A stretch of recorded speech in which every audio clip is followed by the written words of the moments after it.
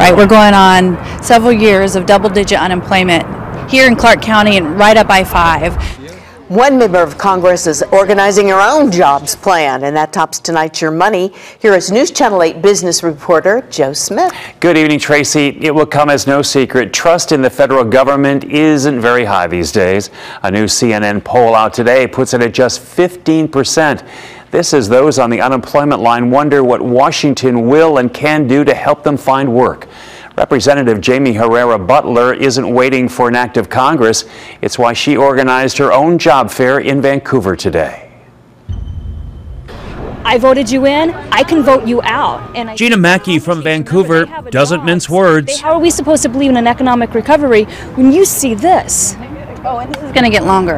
Congresswoman Jamie Herrera Beutler says it's understandable why most in this line feel Washington isn't doing its part to help them find a job. I have friends and family who've been out of work now for a couple years. Her office organized this job fair Wednesday at the Red Lion at the Key in Vancouver. Oh, I've been looking for about approximately 6 months. They would call me back for more interviews, but I never got hired. It's been like the hardest time looking for a job ever. Unemployment here is some of the highest in the Northwest. Clark County at 12.3%. I think when you get 70 employers who are looking for workers in a room and you get, several hundred people who are looking for work in that same room, you got a better chance of getting a job than waiting on an act of Congress. Several companies here are ready to move people from the unemployment line to the production line. Everybody's always looking for HVAC technicians. Like part-time cashier, weekend sales floor associates. We've got some specialist positions open. Right now we have about 40 openings. When Herrera Beutler returns to D.C., the President's American Jobs Act will be front and center. One area she agrees with is regulatory reform.